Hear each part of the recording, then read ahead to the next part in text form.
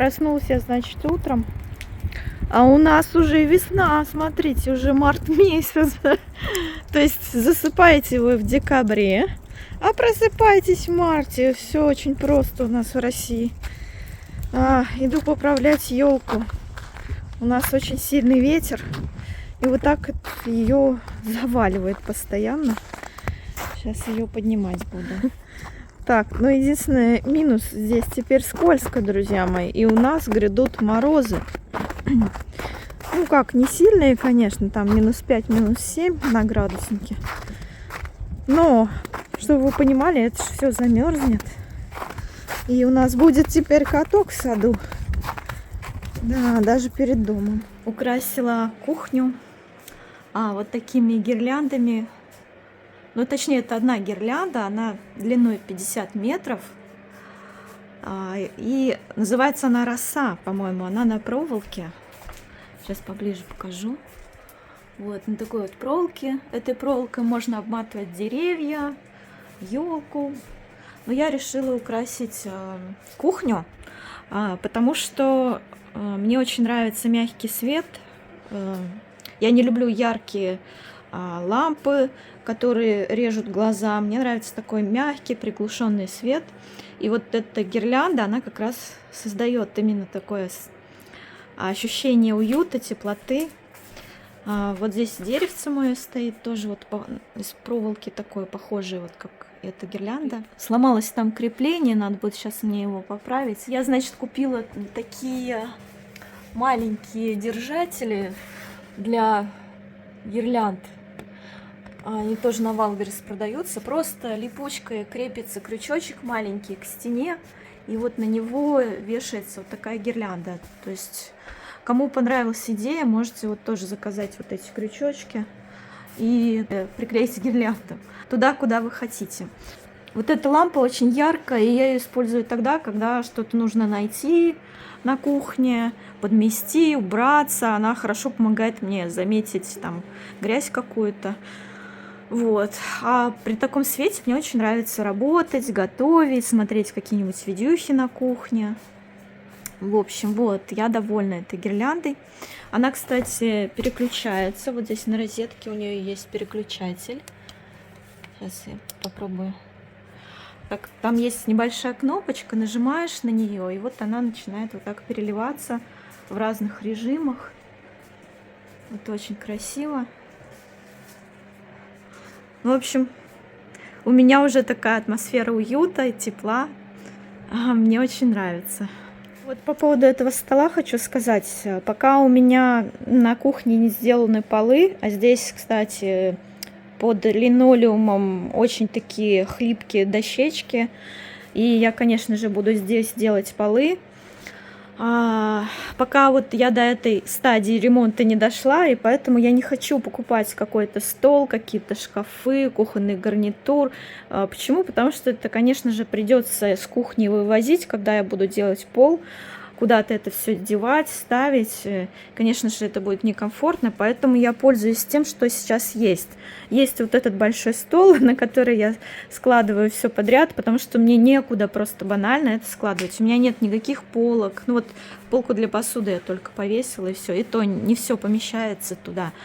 У меня нет шкафов, куда бы я могла положить посуду или какие-то там вещи. Ну, в общем, нет пока у меня кухонного гарнитура, и то, что лишнее, то, что я не могу куда-то убрать, я складываю на этот стол. Вот, поэтому получается такая небольшая свалочка. Но ничего, переживем мы это. Я сделаю здесь ремонт, когда сделаю полы, и, конечно же, куплю всю необходимую мебель и буду туда все складывать. Ну, а пока вот так. Купила, значит, своим котам вот такую автопоилку. Она работает от аккумулятора. Сейчас мы будем ее испытывать, да, Бош? Сейчас попробую ее включить. Я налила туда воды. Ну-ка, Бусечка, попей. Попей водички. Давайте, ребятки, пейте.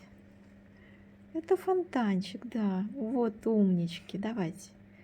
Водичка. Пейте. Она, значит, реагирует, у нее здесь есть датчик движения. Когда перед ней появляются движения какое-то, включается фонтанчик. И кошки могут пить. Вот такой вот подарок им на Новый год. Да, Бусь?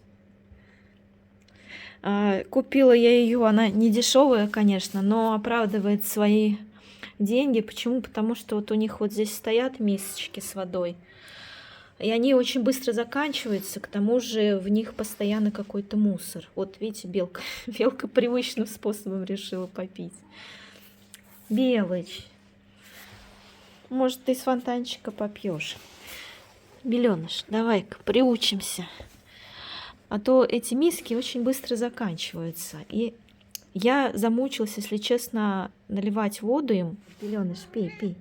Вот моя умничка, пей. Буся. Буся меня в руку толкает.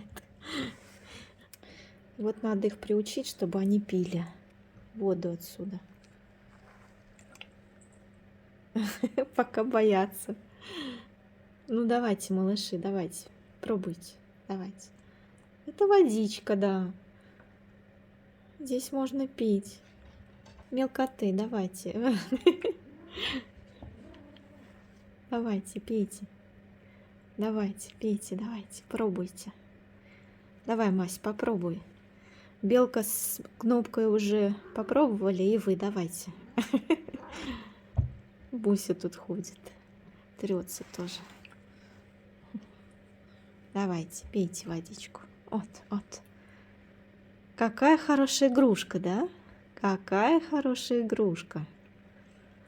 Подписчикам своего телеграм-канала я уже рассказала, что оставила котят себе, что я их не собираюсь никуда раздавать. И у каждого котенка, конечно же, появилось имя. Белочка, вот вы ее уже все знаете, белая такая кошечка. Также здесь есть Мася и Кнопка. К сожалению, не могу сейчас показать их мордочки, здесь они увлечены поилкой. Но, может быть, когда-нибудь запишу видео, где я покажу и расскажу, кого как зовут, у кого какой характер. Они все кошечки очень интересные. И мне очень было жалко отдавать котят. Я понимала, что они будут жить в городских квартирах, и мне стало просто грустно. Своих кошек я привезла сюда, в частный дом, а получается, котята будут уезжать в город, да. И я решила все-таки оставить всех себе. Это, конечно, дело накладное, уходит очень много корма, очень много ухода для них нужно, всякого внимания, времени, но со временем, мне кажется, будет легче, когда они подрастут уже и будут взрослыми, за ними не будет требоваться столько ухода, сколько вот нужно, когда они еще маленькие. На дворе декабрь, а не похоже, что декабрь, какой-то декабрь, не декабрь, а март, по-моему. Такое ощущение, что весна пришла намного раньше. Вот уже неделю на улице у нас +2, +3. Все вот так вот растаяло. Все дорожки у меня растаяли в лужах. Иду в баню смотреть, что с водой. Потому что у меня есть такое подозрение, что та труба, по которой выходит вода из дома, она оттаяла. Есть надежда, что вода в бане пошла. Да. Сейчас пойду посмотрю. Открыла в доме кран. Я уже хожу в калошах. Представляете, декабрь. Декабрь месяц, а я в калошах, на минуточку. Где вы такое видели еще? Слушайте, когда я жила в городе, не было вот такого соприкосновения с природой близкого. О, Васечка, ты что здесь тусишь? Вышел погулять? Васек, ты не замерз? Сейчас посмотрим водичку. Подожди, и домой пойдем. Ну, в общем, посмотрела я воду. Нет, не оттаяла она. Видимо, придется ждать до настоящей весны. Так что в эти выходные я буду воду носить в ведрах до бани. Но мне там, в принципе, немного надо. Пробовали, кстати, в прошлые выходные с мамой, с племянником снегом топить баню. Ну как топить? В котел накидали снега. Все тазы заполнили снегом. А он такой, знаете, пушистый. Кажется, что его много. Но когда он тает, то получается, что там чуть-чуть воды совсем. И приходится носить эти тазы со снегом очень-очень много. Вот, смотрите, какие лужи у меня здесь. Ну, кто бы мог подумать, что дней 5 назад я здесь разгребалась сугробы. Прекрасно, да? Красота. Всем доброе утро. На улице +3. У нас фигачит дождь вовсю. Все сугробы растаяли. И я иду спасать елку. Ее сдуло ветром ночью в снег. Спасла елку. Она теперь у меня будет стоять под навесом, вот, потому что льет дождь. Надеюсь, что к выходным будет получше. Там уже -1, -2 и снег обещают. Всем доброго утра. У нас снова выпал снег. Дождя как будто бы вчера и не бывало. Немножко припорошила снежком. Наконец-то снова зима. Значит, я вышла на улицу. Сейчас буду обратно ставить елку. В сугроб ее поставлю туда, вот, где она стояла. Буду кормить птичек. Протру стекло от птичьих какашек. Еще сейчас пойду к бане вешать камень солончак. Чуть попозже расскажу про него. Ну вот, поставила я ее обратно. Птички на нее иногда садятся. Как красиво. И вот я всегда ставлю так ее, чтобы солнечная батарея была стороной к солнцу. Вот видите, она лежит прям на ветках. Тогда она заряжается. У нас солнце восходит вот в той стороне и заходит вот здесь. Вот она заряжается и ночью красиво светится. Я, кстати, при дневном свете вам еще не показывала, да? Ну, в общем, здесь ветки не все еще расправила. Периодически падает она, и поэтому ветки у нее мнутся, приходится расправлять постоянно. Но все равно выглядит достаточно реалистично. Вот. Ну все, идем кормить птиц. Вы посмотрите, какой сад у меня там. Сейчас пойду любоваться. Припорошила снежком. Так, ну что, вот иду я сейчас вешать камень солончак. Это значит розовая соль. Сейчас объясню, зачем я ее иду вешать. Идемте в сад. Посмотрите, какой он красивый. Каждый раз так радостно смотреть, когда снежком прикрывает его. Обожаю вот эту картину. Просто сказка. Просто сказка. Просто живая сказка. Ну так вот, рассказываю я про вот этот камень, да. Те, кто подписан на мой телеграм-канал, в чате люди сидят, да, они уже знают, что это за камень, почему его несу туда, в глубину сада. Но пока я иду, вам расскажу. Значит, встретила я тут как-то охотника, когда ходила в магазин. Ну, местный охотник у нас здесь на кабанов охотится. Мы с ним познакомились еще летом. Мужчина такой в возрасте уже. И он покупает лицензии для того, чтобы отстреливать кабанов здесь у нас в сезон охоты. Ой, вы посмотрите, какое дерево красивое, ну просто сказка. Обратно пойду, буду еще фотографии делать. Так вот, и он мне говорит: а ты знаешь, что у тебя в конце участка там за кустарником водятся косули? Я такая: правда, что ли? Он говорит: да. Я такая: вау. И я тут же вспомнила, что когда я выбивала ковер, я видела под деревьями, вот прям по свежему снегу видела следы. И я тогда подумала на зайцев. Думаю, ну, наверное, здесь зайцы прыгают, потому что под деревьями. Вот. А он говорит, что нет, у вас здесь косули водятся. И, короче, я в чате поделилась, там в телеграме поделилась вот этой новостью с людьми. Они мне говорят: попробуй повесить камень солончак и приманить их. Я такая думаю: да, надо бы. И, в общем, я на Вайлдберрис заказала вот этот вот розовую соль. Называется это камень солончак. Она прям так вот с дырочкой, с веревочкой продается. И я хочу сейчас ее где-нибудь тут повесить. Может быть, под деревом где-то. Вот у меня здесь баня стоит. Он говорит, где-то в левой стороне участка у вас там кустарники. Ну, за участком, точнее, у меня там кустарник, и там водится косуля. У нас вчера был ливень. Снег весь прибило водой. И сегодня утром припорошило снегом. Вот я иду сейчас, смотрите, наступаю, и он такой корочкой покрылся немножко. И вот я хочу сходить вон туда, в Нарнию. Я хочу сходить в Нарнию, поприманивать косули.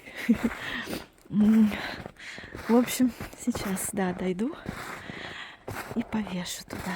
Вчера, конечно, такая была унылая погода. Мне было даже грустно смотреть в окно. Я практически не выходила из дома. Только птиц там покормила, и все. Приезжал ко мне электрик вчера. Сделал мне новую розетку. Ну, точнее, еще одну розетку сделал в спальне. Там мне одной розетки не хватало. Повесил мне новые люстры взамен старых. Парочку. Ой, слушайте, вот здесь я летом не могла пройти, потому что здесь была высокая трава. Ну, точнее, мы с племянником здесь ходили, пытались яблоки искать. Но вот сейчас я, смотрите, вижу, что с соседом вот здесь у меня уже сетки рабицы нет. Ну, точнее, она уже, видите, снегом ее прибила. И она, по-моему, легла, эта сетка, да. Ну, ой, вы посмотрите, мне все равно так нравится вот эта красота. Вот он, кустарник, да, получается. И они, наверное, здесь периодически бывают. Но я, конечно, не буду вот в эту гущу вешать его. Я повешу где-нибудь на дерево в более открытом месте. А значит, у меня за участком протекает речушка небольшая. И, конечно же, на ее берегу располагается кустарник. И, наверное, они там прячутся. Вот как они могут ко мне на участок зайти, это, конечно, вопрос интересный. Если с той стороны у меня... Ну, вот здесь вот практически не пройти, да? А там в конце сетка рабица огорожена. Надо посмотреть, кстати, сейчас. Слушайте, тут на распилку столько дров, если честно. Смотрите, вот 2 поваленных дерева. Вчера новость еще забыла сказать. Приезжал электрик, он как раз посмотрел мою электропилу аккумуляторную. Оказывается, там просто не была натянута цепь нужным образом, и она слетала при нажатии на кнопку. А у нее там система устроена так, что если цепь слетает, нажимаешь на кнопку «Пуск», то она просто блокирует подачу заряда от аккумулятора и не работает, получается. Получается, я ее не натянула как следует, и она у меня то ли растянулась, то ли еще что-то, когда пилила ветки. Ой, вы посмотрите, какой огромная гора хвороста. Просто. Вы просто посмотрите. Вот это... И вы меня еще спрашиваете, почему ты возишься с хворостом. Ну, я не просто так с ним вожусь. Я просто его в дело определяю. Почему бы и не растопить им печь. Ну как, топлю-то я, конечно, дровами, а растапливаю вот этими ветками. Вот смотрите, у меня в конце участка вот так вот на березках, на бывших спиленных, держится сетка рабица. Но вот здесь уже немножко просто колышки стоят. И вот где-то там, сейчас вот приближу,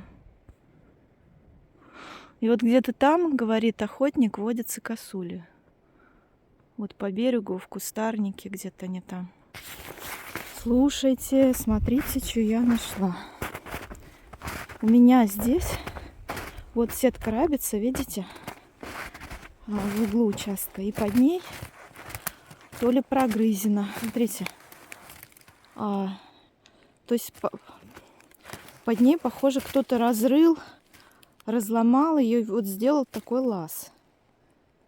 Я не знаю, видно ли отсюда или нет. Сейчас попробую приблизить.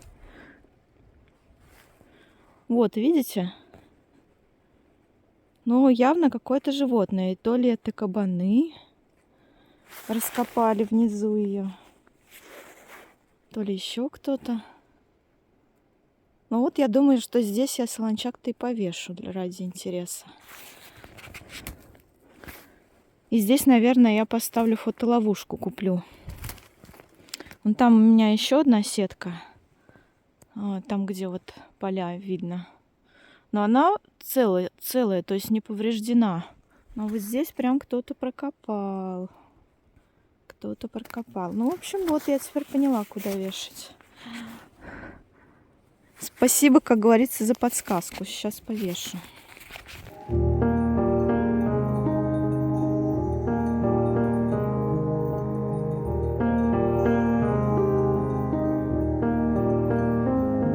There's a million faces smiling in the streets, and a quiet hum sing winter melodies. Seems funny how the season brings the tears, and I'm longing for the snow to disappear. Hey now, if I close my eyes now, shut all the world out, just you and me. Вот, прям внизу, возле дерева, вот здесь. Еще сейчас пойду схожу домой. У меня есть там печенье, которое заветрилось, жесткое уже. И покидаю сюда, чтобы они на запах пришли. Вот. И потом буду смотреть следы, какие у них.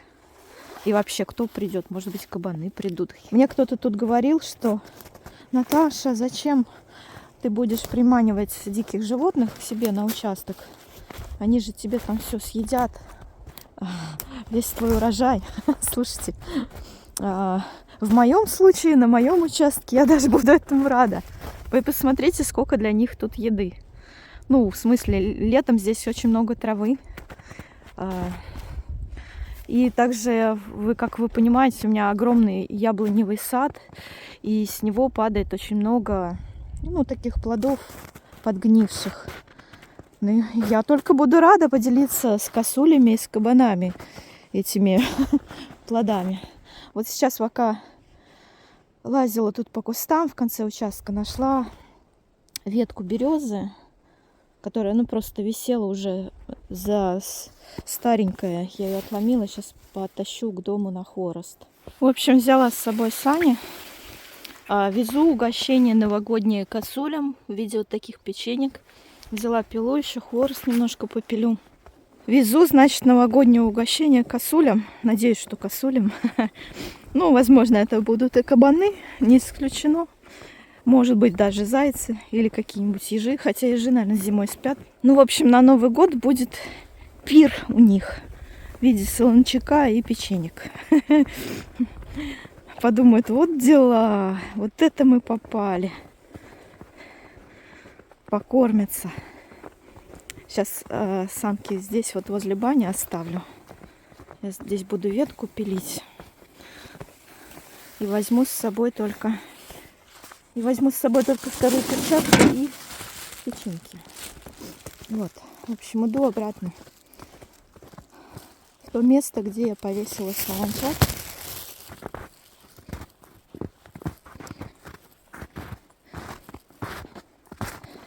Вообще, я даже, знаете, не знала, что солончак — это обыкновенная розовая соль, оказывается.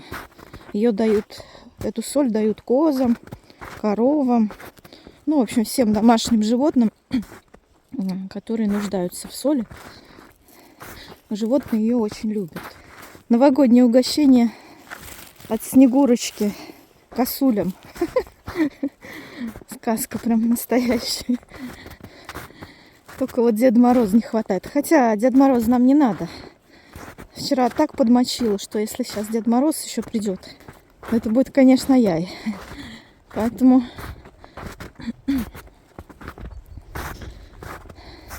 так, вот я иду к местечку, где повесила солончак.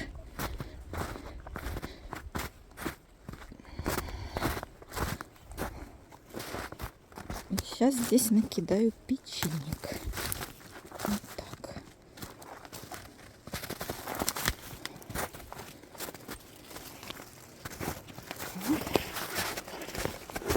Так, вот.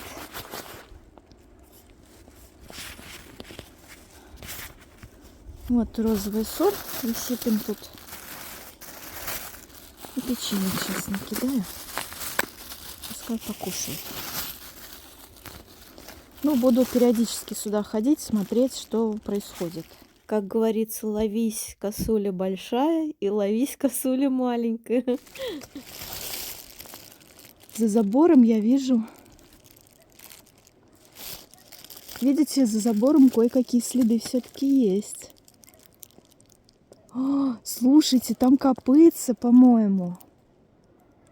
Да, это копытца.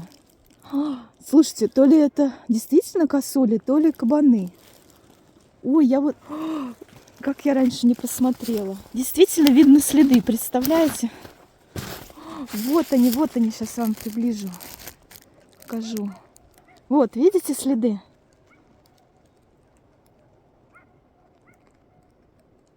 Сейчас еще поближе сделаю. Ну, тут есть и птичьи, и есть вот такие вот глубокие. Но сразу видно, что это какое-то животное здесь ходило. Под ветками. Это еще, знаете, до того, как я повесила солончак. То есть вот я сейчас вот только-только его повесила. И буду смотреть, что будет ночью. К сожалению, не могу залезть за забор. Здесь вот сетка рабицы находится у меня. Вот. И так бы я залезла, конечно, посмотрела с той стороны. Но там сугробы. И я не могу залезть. Ну, в общем, вот. Угощение им будет. Ой, все, ребята, я хочу купить фотоловушку. И теперь хочется фотоловушку купить. Но я ее, наверное, уже не успею заказать, потому что скоро праздники. Не знаю, как Wildberries будет работать в праздники. Ну вот. Сейчас фоткаю. Смотрю, вот здесь, видите, прям цепочка следов. Еще вот ушла в конец участка, вот здесь, где у меня елки стоят. И вот, смотрите, видите? Прям цепочка следов. И она вокруг моего участка. И вот там, где я солончак повесил, там прорыта нора под сеткой. Ой, слушайте, вот здесь тоже нора есть. Вот, смотрите, здесь тоже нора под сеткой. В общем, повесила пока туда, в середину участка. Здесь не трогала. Ну, буду знать, что... Оказывается, смотрите. У меня следы, смотрите, везде следы. И прям вот там вот цепочка следов идет туда. Видите? Они вокруг участка моего ходят. Вот здесь елки у меня растут. Да, прав был охотник, прав. Жаль не посмотреть. Снегом уже припорошило. И не видно, какого они размера и что там. Может быть, это вообще лапа, а не копытца. Может быть, это лиса ходит. Ну, в общем, интересно посмотреть. Вон там у нас далеко-далеко лес. Леса, поля. Там река протекает. Ой, смотрите, кажется, я обнаружила даже на участке следы. Вот так. Плохо. Снег такой уже, знаете, ну, не пушистый, не видно, короче. И непонятно, что за след, кто здесь топтался. Может быть, они шишки здесь едят. У меня здесь елка, и под нее падают шишки. Вот, видите, устлано все в шишках.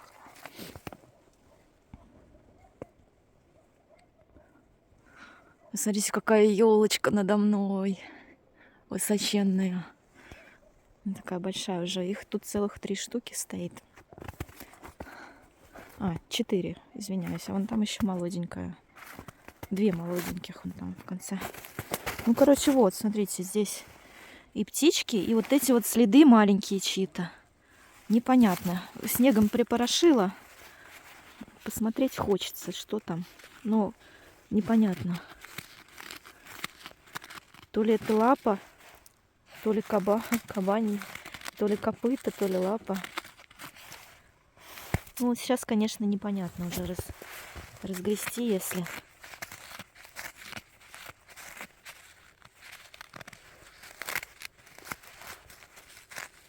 Непонятно, что за зверь.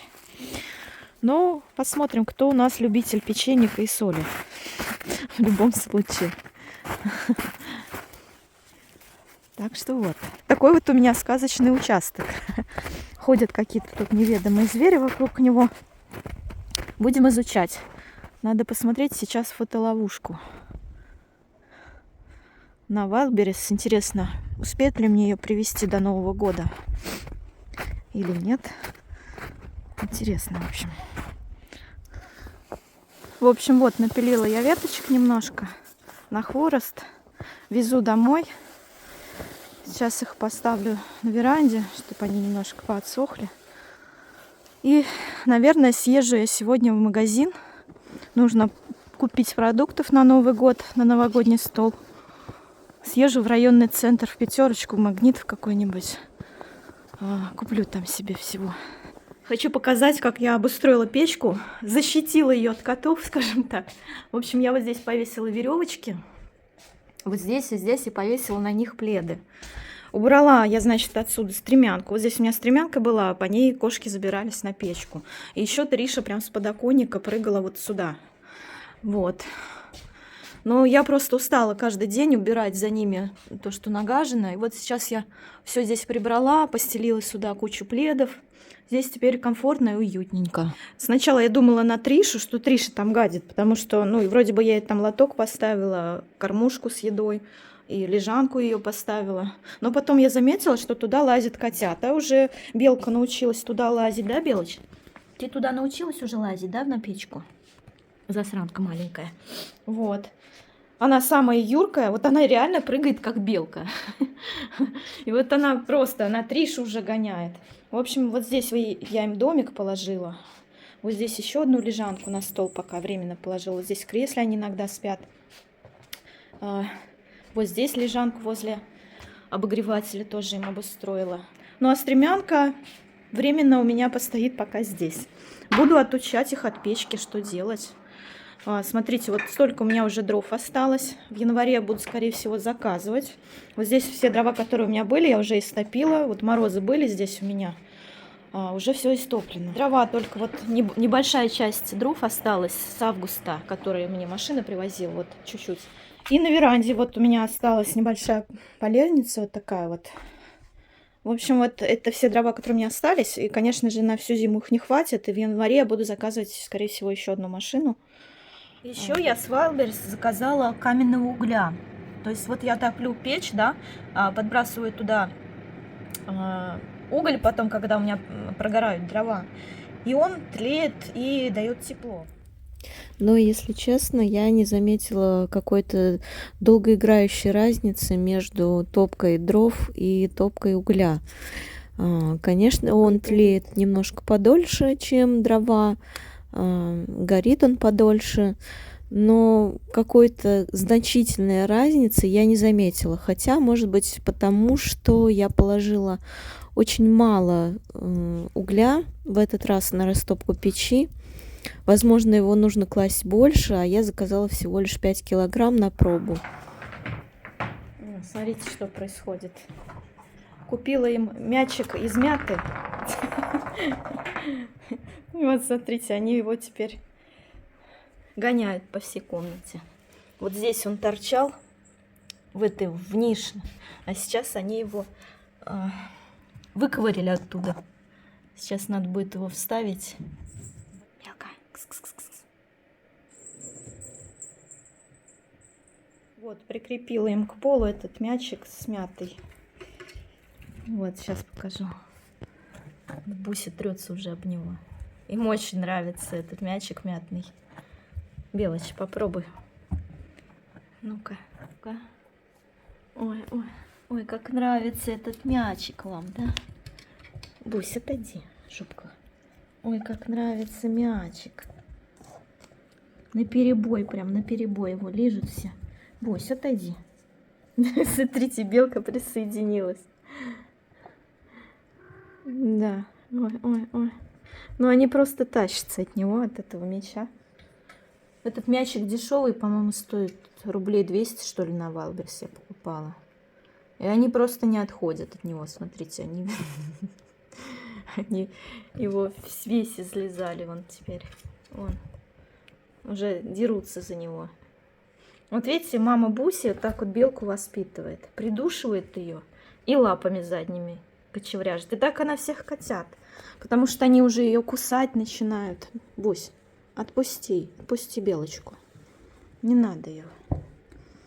Вот. Драка пошла, драка. Драка за мячик мятный. Ну, Бусь, ну ты же взрослая девочка, не надо их так. Вот она, красотулечка-то моя, самая красивая кошечка. Ну, где мячик-то? Вот мячик-то. Вот Буся. Смотрите, как она уже царапается, кусается. Больно, между прочим, у меня все руки уже в царапках. Дай маме полизать мятный мячик. Эй, белка. Вот хулиганка-то. Вот хулиганка. Шкодит и все. В общем, я уже начинаю готовиться к новогоднему столу. И в этот день я отправилась в местный районный центр, где есть все гипермаркеты, такие как магазин «Пятерочка», «Магнит» и так далее, где есть изобилие продуктов. Я с удовольствием прокатилась в этот день, потому что я давно уже не ездила в этот районный центр. Все необходимые покупки мне возят на дом в Wildberries. Ну, а это была некая такая прогулка, предновогодний шопинг, можно сказать, по которому я уже соскучилась. Для меня это некая такая ностальгия, знаете, по тем временам, когда я жила в городе. У меня рядом с домом была «Пятерочка», и не одна «Пятерочка», кстати, в шаговой доступности. Всегда было изобилие продуктов, каких я захочу. Ну а в этот раз я набрала корзину фруктов, большую такую корзину. И взяла кое-каких продуктов, из которых буду готовить праздничные блюда. И отправилась обратно домой. Шопинг был коротким, поскольку особо там гулять негде. Но, тем не менее, это такой некий создало вайб, некое такое настроение новогоднее, как будто бы я, как раньше в городе, хожу по магазинам, что-то покупаю.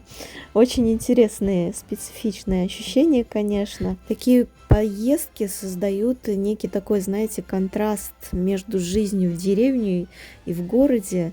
Я этого полгода уже как не замечала, но вот здесь, в этот момент, я прям почувствовала разницу. Кстати, хочу поделиться с вами рецептом рисовой каши, которую я для себя совсем недавно открыла. Дело в том, что у меня очень много было тыквенного жмыха после того, как я отжала из тыквы сок. Оставался этот тыквенный жмых. И я, чтобы он не испортился, я его положила в морозилку, и он у меня там лежал какое-то время. Я его неожиданно для себя недавно нашла и купила домашнего молока. И в мультиварке сварила кашу рисовую вот вместе вот с этим замороженным тыквенным жмыхом. И на молоке, в общем, я сделала. Добавила туда немного сахара. И вы не представляете, насколько это вкусно. Аромат тыквы стоял по всей кухне. В общем, делюсь с вами этим рецептом. Наслаждайтесь. Благодарю вас всех за внимание. Пока-пока.